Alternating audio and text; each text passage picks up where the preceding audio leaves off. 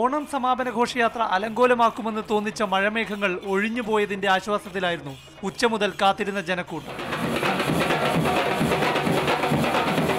വർണ്ണാഭമായ ഘോഷയാത്രയ്ക്ക് governor justice P Sathasivam flag off ചെയ്തു.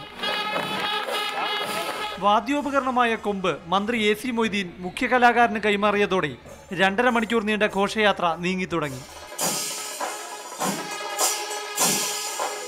അശ്വാരൂഢ സേന മുൻനിരയിൽ, പിന്നാലെ കേരളത്തിന്റെയും 9 സംസ്ഥാനങ്ങളിലെയും കലാരൂപങ്ങളും വാദ്യമേളങ്ങളും ആവേശം നിറച്ച് കിഴക്കേക്കോട്ടയിലേക്ക് നീങ്ങി.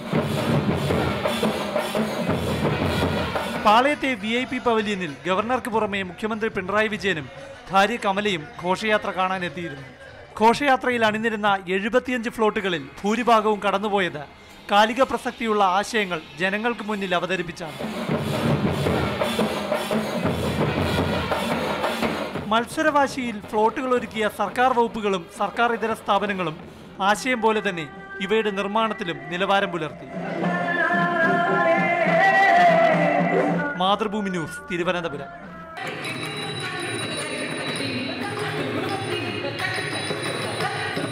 സ്വാതി തിരുനാൾ രചിച്ച സരസ്വതി സ്തുതിയോടെയാണ് മഞ്ജു വാര്യർ നൃത്തസന്ധ്യ തുടങ്ങിയത്.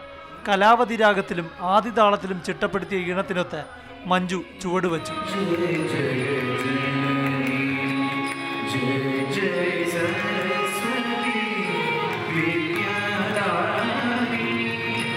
ശ്രീകൃഷ്ണന്റെ കാളിയമർദ്ദനവും വെണ്ണകെട്ട് തിന്നലുമെല്ലാം വർണ്ണിക്കുന്ന ശ്രീകൃഷ്ണ ലീലാ തരംഗിണിയും മഞ്ജുവിന്റെ കുച്ചിപ്പുടിയായി അരങ്ങിലെത്തി.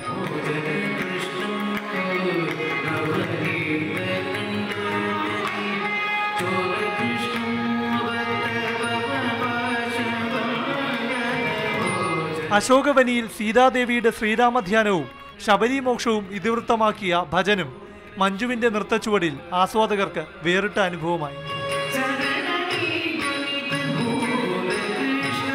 മാതൃഭൂമി ന്യൂസ്, തിരുവനന്തപുരം.